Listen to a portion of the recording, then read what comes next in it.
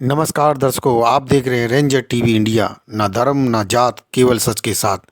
दर्शकों, आपको हमारा चैनल पसंद आता है तो सब्सक्राइब करें, लाइक करें, शेयर करें, कमेंट जरूर करें, जिससे कि हमारा चैनल आगे बढ़ सके और हम अपने देश और देशवासियों की सेवा कर सकें।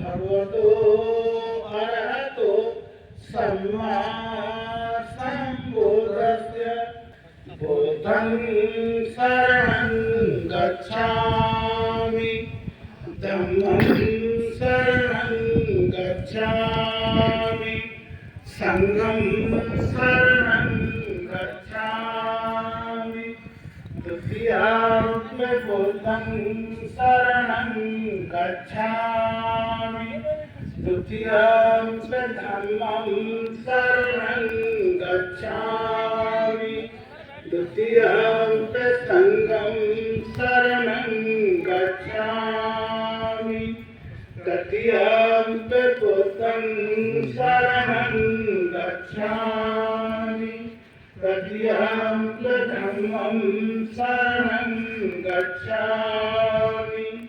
डॉक्टर सियारा पेपर जी और इस कार्यक्रम के मुख्यमंत्री मुकेश डामोर जी से आग्रह है, आप दोनों बाबा साहब की प्रतिमा पर माल्यार्पण करके और उससे पहले भगवान बुद्ध पे पुष्प अर्पण करने के बाद और माला वहां लगा देंगे।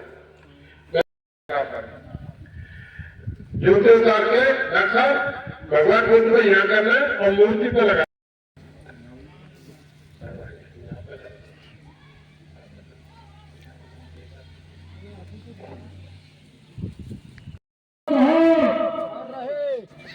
बाबा साहब अमर रहे, बाबा साहब अमर रहे।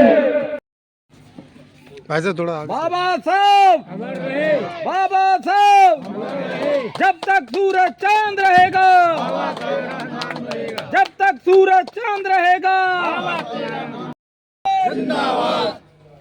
डॉक्टर भीमराव अंबेडकर जी, डॉक्टर भीमराव अंबेडकर जी, बाबा साहब अमर रहे, बाबा साहब अमर रहे, बाबा साहब अमर रहे, बाबा साहब अमर रहे। जय भीम नमो बुद्धा, जय भीम नमो बुद्धा। किशन जी से आग्रह है,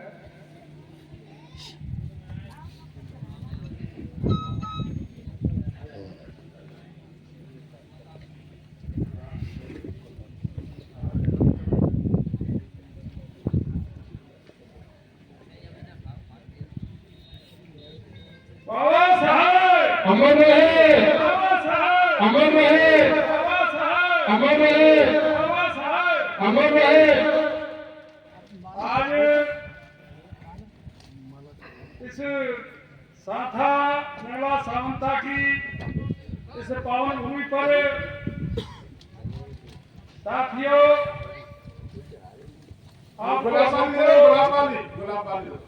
मैं तहे दिल से आए हैं इनके लिए नमन करता हूँ और विशेष करके आगरा तक के हमारे अतिथि आए हैं, उनको भी मैं तहे दिल से प्रधान साथा की तरफ से समस्त गांव पंचायत के लोगों के लिए तहे दिल से नमन करता हूँ। इस आप सभी के लिए जो हम नाम ले पाए हैं, आप फूल माला अर्पण करें एवं पुष्प चढ़ाएं, आ जाए, सम्मानित बैठे नहीं, हमारे सभी सम्मानित बुजुर्ग जो हों और माता बहनों से भी अनुरोध है कि वे भी पुष्प अर्पण करें। शिवराम सिंह जी फतेहपुर की नगर से आए हैं, हमारे नेताजी में भी आए, वे भी पुष्प चढ़ाकर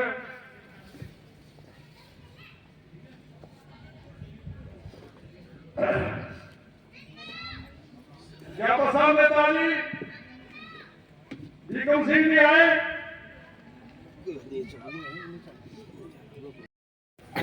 ठीक है। और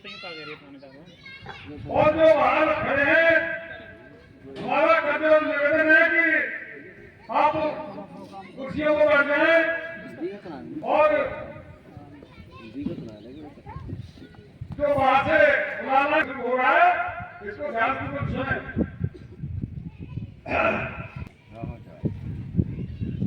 कुछ महिलाओं से अनुरोध है, आ जाए।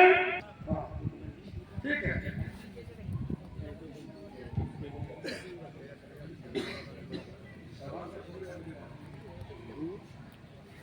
आपके बीच में हमारे माननीय सम्माननीय श्री मुकेश भागवत जी हमारे आ चुके हैं और मुख्य अतिथि के लिए आप जोरदारी से ताली बजाकर स्वागत करें।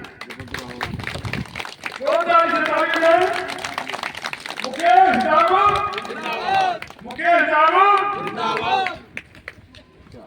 सम्मानित साथियों, ये हमारे माननीय भूप सिंह तुप्पल जी, सुपुत्र श्री जसपाल जी आए।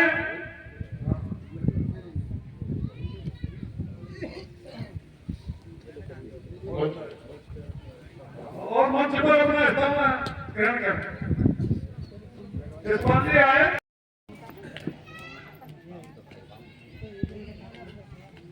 फूलने के लिए आएगा, फूल सारे लाए थे कि कहाँ फूल और थे फूल।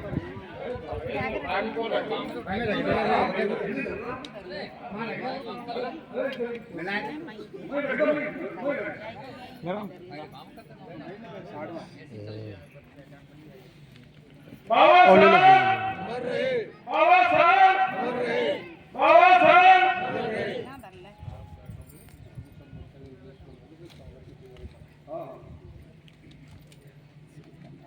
चलो हो गया।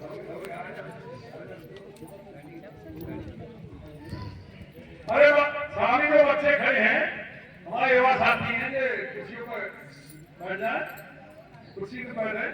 भैया आप बाबा साहब को नमन करना, पोस्टर को। और आप युवाएं बाबा साहब को ही नमन करके पुष्प अर्पण करें।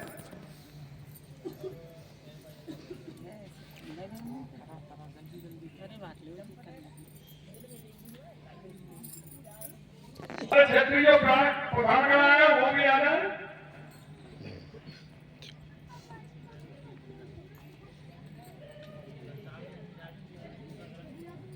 और राम सिंह मैनेजर जी आ जाए।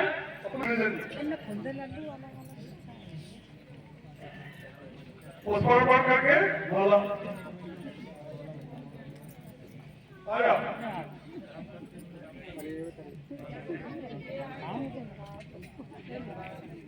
साथियों,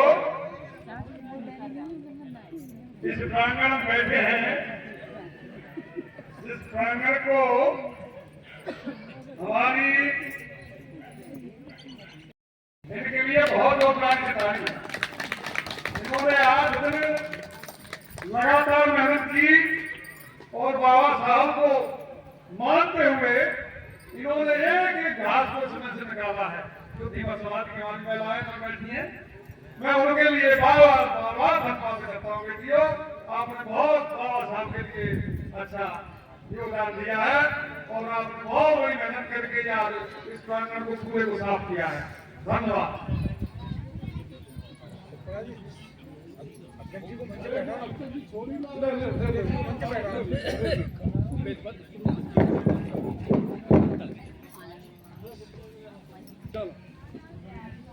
कार्यक्रम की अध्यक्षता करें डॉक्टर सियाराम पिप्पल से मेरा आग्रह है कि आप अपना स्थान ग्रहण करें। आगे अतिथियों की मैं ओमवीर सिंह सुमंती से आग्रह है आप भी अपना स्थान ग्रहण करें।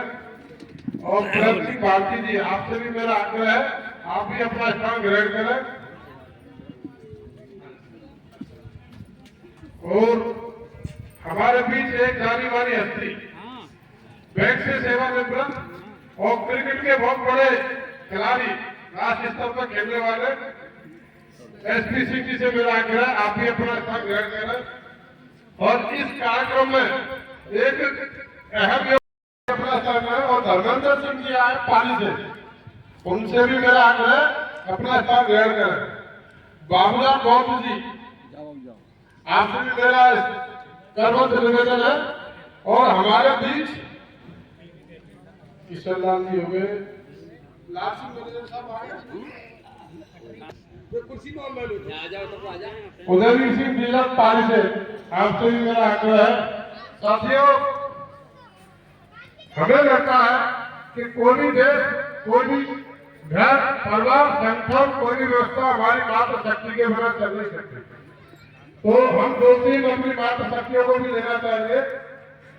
ग्राम कुंडों से चल के आई हमारे बहन कल्पना और रंजीत दोनों है, मंच पे आपका स्थान सुरक्षित है। शिवराम बाग,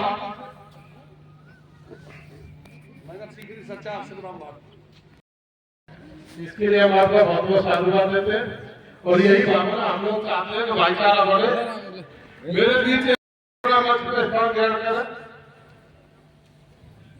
आप प्रधान जी खड़े हो आप। चलो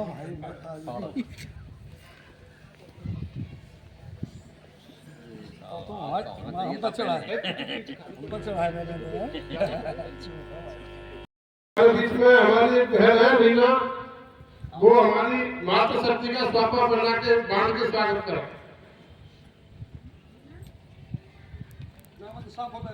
आज स्वापा ले लो।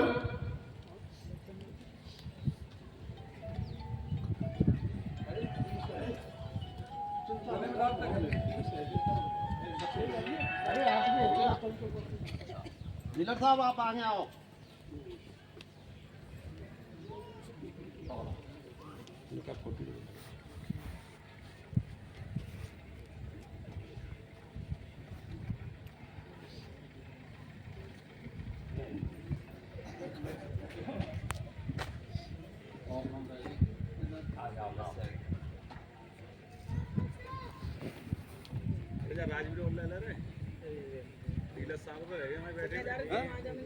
कुर्सी तो इतो बिछाओ या सामने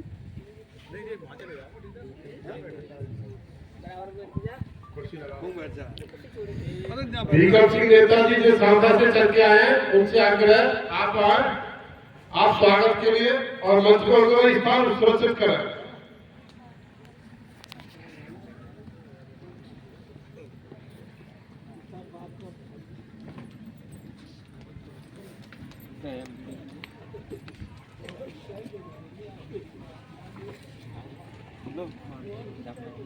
सम्मान करने आप साथ साथ भैया माला भी डालते चले जाओ, माला है, माला में से भी स्वागत करो। प्रधान जी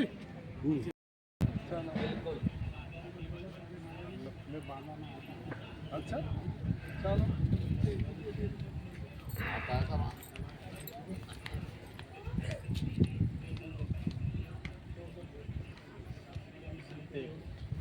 अरे आ जाओ।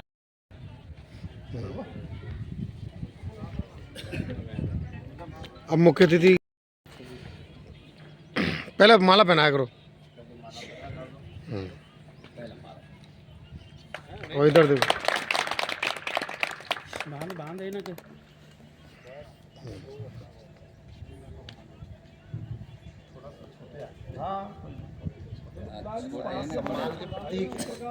मार साहब आओ। इधर देखो। प्रतीक है, बड़ी छोटी सी कैन।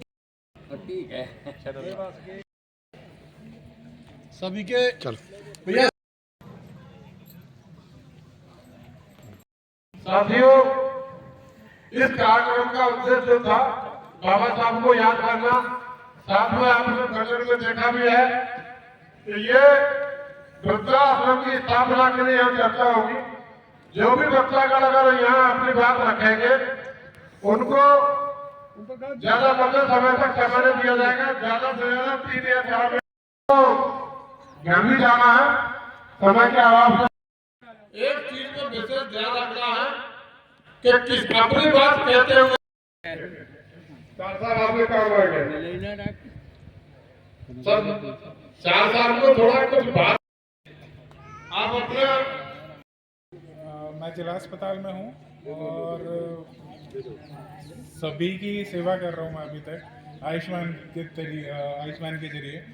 और मेरे हाथ में काफ़ी चीज़ें हैं, जैसे कि आपका इलाज वगैरह, और भी स्कीमें आती हैं, जैसे कि हमारे मुख्यमंत्री की स्कीम आती है। तो काफ़ी चीज़ें हैं जिनको कि आप अपने उसमें कर सकते हो। आपका इलाज है, जिन लोगों को इलाज नहीं मिल पा रहा है किसी भी तरीके से, गरीबी की वजह से या जैसे भी है, आप सत्य प्रकाश जी से संपर्क कीजिए, आपकी पूरी मदद की जाएगी। और जहाँ तक आपका इलाज बिल्कुल ही मुफ्त करवाया जाएगा, चाहे वो मुख्यमंत्री की स्कीम से हो, आयुष्मान से हो, या और भी अदर स्कीमें आती हैं जिनमें कि हमें पता होता है कि कौन सी स्कीम आ रही है। तो आपका इलाज बिल्कुल ही मुफ्त करवाया जाएगा। अगर आप चाहते हो तो सत्य प्रकाश जी से आप संपर्क कर सकते हैं।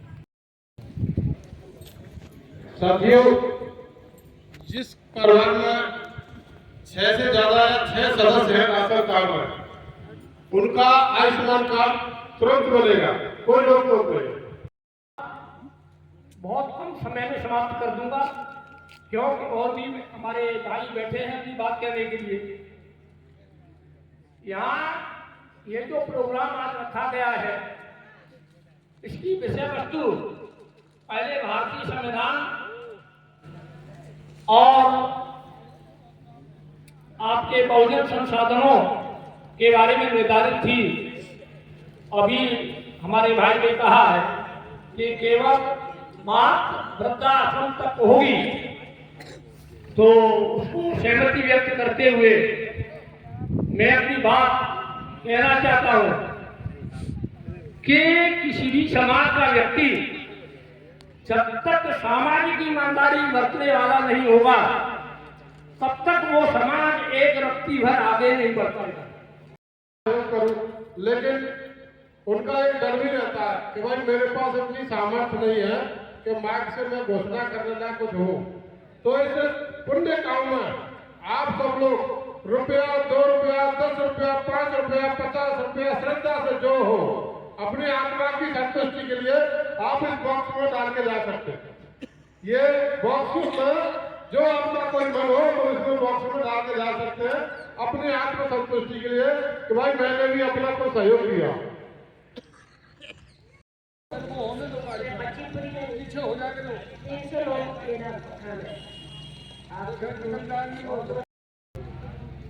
परम पूज्य डॉक्टर बाबा साहब अम्बेडकर, हमारे बुद्ध भगवान के चरणों में नमन करता हूँ, और मंच पे बैठे सभी हमारे साथियों को प्रणाम करता हूँ, अभिनंदन करता हूँ। मेरे सभी साथी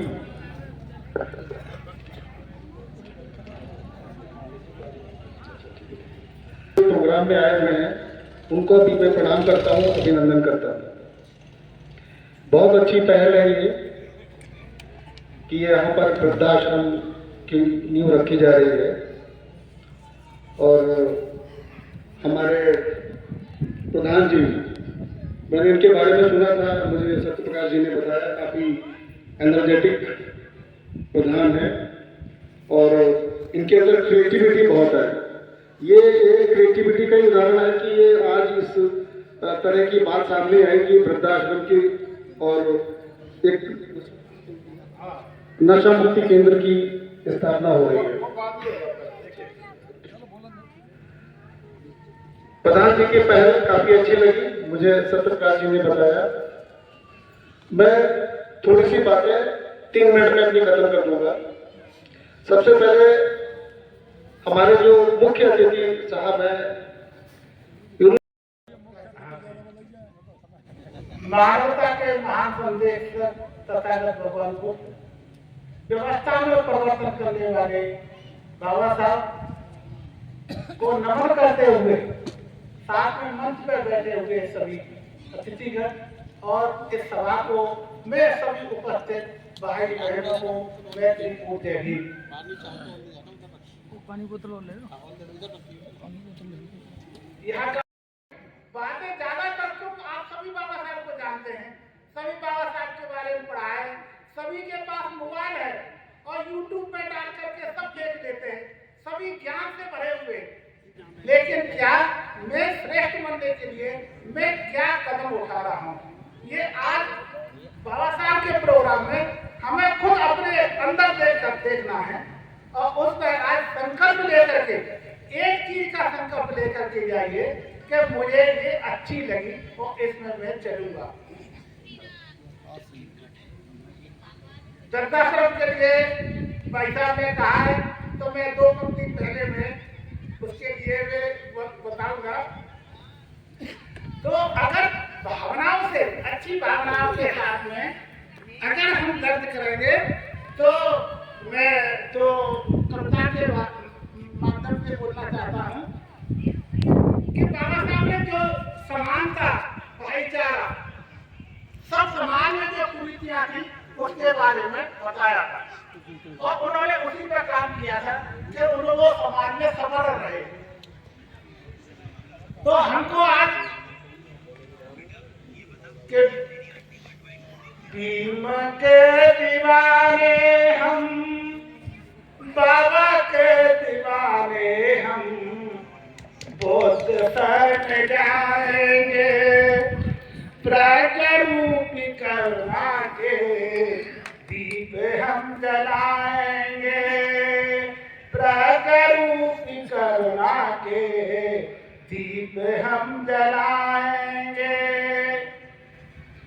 तोड़ा जिस व्यवस्था में जातियों के टुकड़ों में, तोड़ा जिस व्यवस्था में जातियों के टुकड़ों में, ऐसी उस व्यवस्था को तोड़ के दिखाएंगे, तोड़ के दिखाएंगे।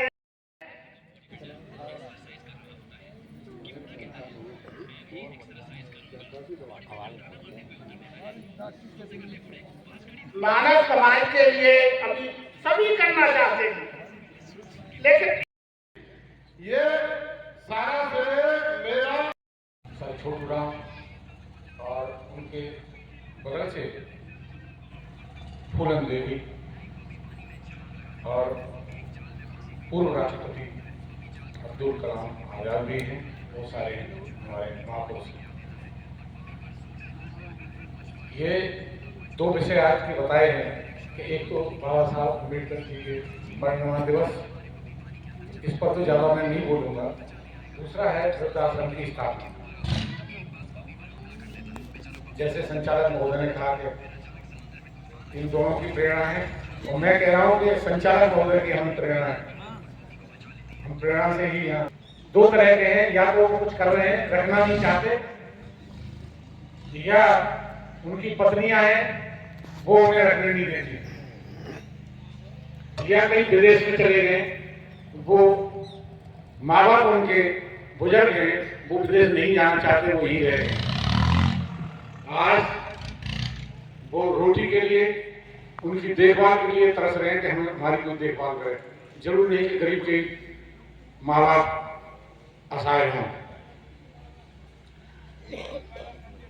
तो का आभार व्यक्त करते हुए वह इस प्रांगण में आए हुए मुख्य अतिथि, समाज सेवी और गरीबों के हितैषी मुकेश डागर जी को आभार व्यक्त करते हुए वह मंच पर विराजमान मेरे पूज्य व बुजुर्ग जो आगरा से प्रबुद्ध जन चलकर आए हैं, उन सभी को चरणों में नमन करते हुए, चरण स्पर्श करते हुए वह इस प्रांगण में बैठे मेरे बुजुर्ग भाई बहने सभी को सादर साधुवाद करते हुए मेरा आपसे यही अनुरोध है, बाबा साहब डॉक्टर भीमराव अम्बेडकर के परिनिर्वाण दिवस पर कि हम लोगों को अपने बच्चों को शिक्षित और योग्य बनाना है और नशा मुक्ति और ऐसे उनसे दूर रहना है और बच्चों को समझाना है। जैसा मेरे से पहले वक्ताओं ने बताया है कि अपने बच्चों की कॉपी किताब बैग को देखो, चेक करो, मोबाइलों से दूर रखो। यही हमारी एक सबसे बड़ी पहल होगी, जिससे कि हमारे बच्चे अगर पढ़े लिखे निकलेंगे या अच्छे संस्कार होंगे तो आगे हम उन सब चीज़ों को देख सकते हैं। ज़्यादा न कहते हुए संचालक महोदय ने बताया है कि वक्त का अभाव है, तो मैं अपनी वाणी को विराम देता हूँ, सभी से साधुवाद करता हूँ। जय भीम, जय भारत। वृद्धा आश्रम जो डॉक्टर साहब अपने गांव में स्थापित कर रहे हैं, ये बहुत ही सराहनीय और योग्य कदम है। मैं इनको बार बार आभार व्यक्त करता हूँ। अध्यक्ष महोदय एवं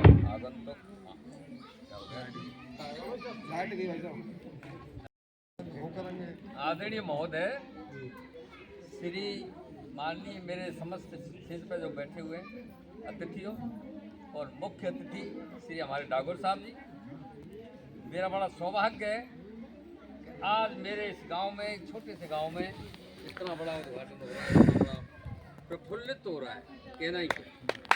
साहब मेरे से छोटा है, वैसे प्रधान है वर्तमान में, और इतने 5 साल के पीरियड में बहुत तरक्की करके हमारे गांव को बहुत उज्जवल कर दिया।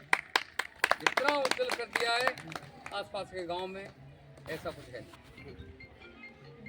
छोटा सा गांव होने के नाते यहाँ पर मेरे गांव में इतनी सुविधा है, सब कुछ सुविधा, 2-2 बोर है, 2-2 सब कुछ है, और बाबा साहब का एक स्टेज बहुत लंबा चौड़ा था।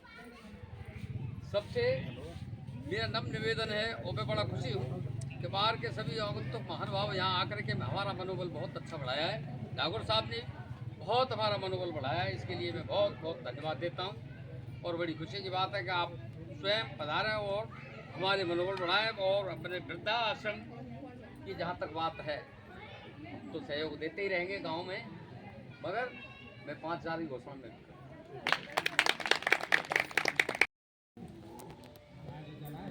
ज़्यादा तो कुछ नहीं बोलूँगा, बोलने का समय अरे जहाँ सेट करे।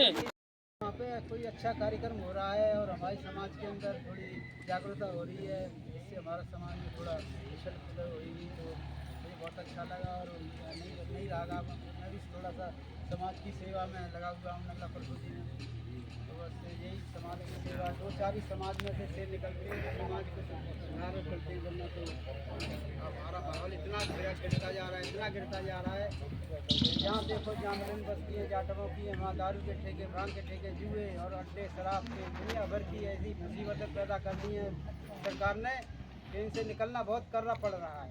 इसलिए हम ऐसे छोटे प्रोग्राम को अगर जागरूकता के रूप में फैलाएंगे तो हमारे समाज को एक जागरूकता मिलेगी और एक उजरा की तरफ हम लोग चढ़ेंगे। जय हिंद, जय भारत। जी, मेरा नाम कल्पना है, मैं ग्राम कुंडौल से चल करके आई हूँ अपनी टीम के साथ, और हमारी टीम सत्यप्रकाश सर की वजह से कुंडौल में बनाई हुई है, और सर की वजह से हमारे घर में एक लाइब्रेरी खोली है जो कि सावित्री फुले और फातिमा शेख के नाम से चलती है, और मैं एक कोचिंग सेंटर भी चलाती हूँ।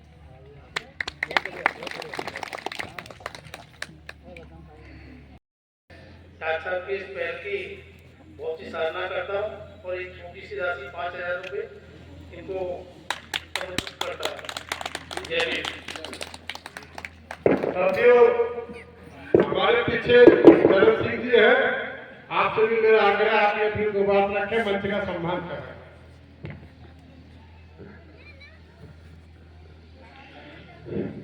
यहाँ पर उपस्थित सभी को बिल्कुल जय भीम, नमस्कार। यहाँ पर जो वृद्धाश्रम बनाने की जो बात कर रहे हैं, ये बहुत ही अच्छा कार्य है। इस कार्य के लिए मैं भी 5,000 रुपये की घोषणा करता हूँ, और आगे भी जितना संभव हो सकेगा मैं देता रहूँगा। जय भीम। जय हिंद, जय भारत। जी, मुकेश डागोर जी से आप भी अपनी बात रखें, और आपके लिए कोई समय की पाबंदी नहीं है।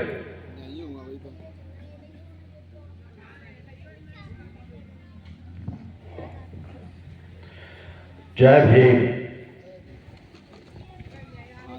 भगवान बुद्ध के चरणों में नमन करते हुए बाबा साहब के चरणों में श्रद्धा सुमन अर्पित करता हूं।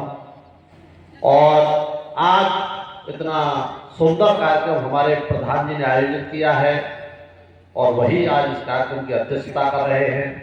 तो आदरणीय हमारे सियाराम प्रधान जी, और इस मंच की शोभा बढ़ा रहे विभिन्न जगहों से आए हुए हमारे समाज के तमाम वृद्धजन, और इस पूरे कार्यक्रम में मौजूद आसपास के गांवों से जो जिम्मेदार लोग पधारे हैं वो, और इस कार्यक्रम की सबसे ज्यादा अगर कोई शोभा बढ़ा रहा है तो वो हमारी ये मातृशक्ति है। मैं आप सबको प्रणाम करता हूँ। आज का ये कार्यक्रम कई मायनों में बड़ा महत्वपूर्ण है, और ये महत्वपूर्ण इसलिए है कि कल का दिन जो गुजरा है वो बाबा साहब भीमराव अम्बेडकर जी का परिनिर्वाण दिवस के रूप में गुजरा है। 69वां वर्ष उनको हुआ है, और पूरे देश में उनकी परिनिर्वाण दिवस मनाया गया है। तमाम सामाजिक क्षेत्रों ने, तमाम राजनीतिक क्षेत्र के लोगों ने कल उनको श्रद्धांजलि अर्पित की है। तो मैं कल एक कार्यक्रम में मौजूद रहा था, और आज के इस कार्यक्रम की मुझे विशेष प्रतीक्षा थी, क्योंकि प्रधान जी से मेरी चर्चा हो रही थी, और मुझे ये उम्मीद भी थी कि प्रधान जी हमारे समाज के बहुत ही प्रतिष्ठित व्यक्ति हैं, और प्रतिष्ठित होने के साथ साथ उनके अंदर एक भाव है समाज को लेकर, एक चिंता है उनके मन में, और इसको लेकर लंबे समय से वो संघर्ष करते चले आ रहे हैं, और इस संघर्ष में मैं हमेशा उनके साथ रहा हूं। ये साथ रहने का मुझे मौका मिला और सौभाग्य भी मिला है। तो हम प्रधान जी को मैं अपने परिवार का हिस्सा मानता हूँ। नजदीक भी है, पड़ोसी भी हैं। मेरा गांव नदिया पार करके उस पार है, भड़कौल है, और नगला सामंता तो हमारे गांव में ही आता है। तो मैं तो यहाँ का लोकल हूँ, तो मेरी कुछ चिंताएं हैं। आ जाओ भैया, राजे वाले उधर दूर में नजदीक रैन सिंह जी हमारे यहाँ बीच में आए हैं, मैं उनका स्वागत करता हूँ। और यहाँ जितने भी लोग हैं मैं सबका यहाँ हृदय से स्वागत और अभिनंदन करता हूँ। और आप सबसे मैं ये उम्मीद करता हूँ कि थोड़े समय के लिए आप मेरी बातों को गौर से सुनने की कोशिश करेंगे, क्योंकि मैं कुछ गंभीर विषयों पर बात करना चाहता हूँ, और मेरा मन भी है। तो इसलिए है भाई, धन्यवाद रैन सिंह। आ जाओ, बैठो, कुर्सी ले आ जाओ, इधर आओ।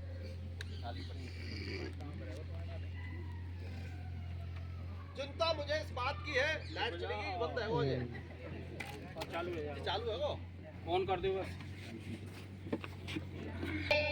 जिस चिंता को लेकर आज आप सबसे बात करना चाह रहा हूं, उसकी शुरुआत मैं यहां से करना चाह रहा हूं कि लाए हैं तूफान से कश्ती निकालकर, और मेरे बच्चों इस देश को रखना संभाल कर। ये बात हमारे बाबा साहब पूरे देश से कह के गए हुए हैं। आज बाबा साहब को जाए हुए, इस देश को छोड़े हुए लगभग 69 वर्ष हो गए हैं, और इन 69 वर्षों में देश में बहुत कुछ हुआ है, बहुत कुछ बदला है। लेकिन दुर्भाग्य में इस बात का मानता हूं, पूरे देश का मानता हूं, कि इस देश को 1000 वर्ष तक आगे बढ़ाने के लिए, हजारों वर्ष तक इस देश को जीवित रखने के लिए, खड़ा रखने के लिए बाबा साहब ने जिस संविधान की रचना की थी, जिस संविधान को उन्होंने बनाया था, और जिन अपेक्षाओं और उम्मीदों के आधार पर उन्होंने संविधान की रचना की थी, इन 69 वर्षों में संविधान का पालन नहीं हुआ। इस बात को मैं खुलेआम समाज के सामने कहता आ रहा हूं, और आप सबसे भी कह रहा हूं। अगर इस देश में बाबा साहब के बनाए हुए संविधान को ईमानदारी से इन 69 वर्षों में लागू कर दिया गया होता, तो आज इस देश में लोगों के बीच में इतनी असमानता नहीं होती कि इसी देश में एक मजदूर आज अपने बच्चों को पढ़ा नहीं पा रहा। इसी देश में एक व्यक्ति कपड़ों के लिए मोहताज है, इसी देश में एक व्यक्ति खाने के लिए मोहताज है, इलाज के लिए मोहताज है। तो इसी देश में ऐसे लोग भी पैदा हो गए जिनके यहाँ धन और दौलत को रखने की जगह नहीं है। ये असमानता भारत के संविधान में नहीं थी, ये असमानता बाबा साहब के संविधान में नहीं थी। बाबा साहब ने समता मूलक समाज की कल्पना की थी, और समता मूलक समाज की उस अवधारणा को हमारे बीच में आदरणीय मान्यवर काशीराम जी ने उसको बढ़ाने का काम किया था और फिर उसको आगे ले जाने का काम बहन मायावती जी ने किया था। लेकिन हमारा यह मानना है कि इस देश में इतने प्रयासों के बावजूद भी हमारे देश में आज तक समानता नहीं आई है और अब जो होने जा रहा है वो ज्यादा खतरनाक हो रहा है। हमारे संविधान में जो बातें लिखी गई हैं उसमें बहुत महत्वपूर्ण बात आरक्षण की थी कि इस देश में शोषितों को, वंचितों को और दलितों के लिए विशेष रूप से आरक्षण की व्यवस्था की गई थी। तो आरक्षण की व्यवस्था किस लिए की गई थी? आरक्षण की व्यवस्था इसलिए की गई थी कि उस समय भी देश में असमानता थी। तमाम लोगों के हाथ में, कुछ लोगों के हाथ में देश की सारी संपत्ति थी, तो बाकी एक बड़ा वर्ग था जो इस देश में उन सब चीजों से महरूम था, वंचित था। इसलिए इस देश में समाज के एक बड़े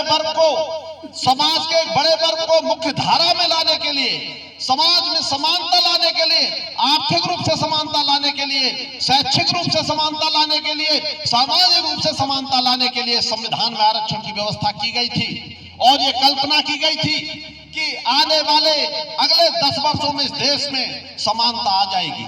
लेकिन दुर्भाग्य है कि इस देश के संविधान को धीरे धीरे लोगों ने पीछे छोड़ना शुरू कर दिया और गुजरते गुजरते आज इस देश के संविधान को बने हुए लगभग 80 वर्ष हो गए हैं। लगभग 80 वर्ष हो गए हैं और इन 80 वर्षों में इस देश में आज भी समानता नहीं आई, बल्कि विषमता बढ़ी है।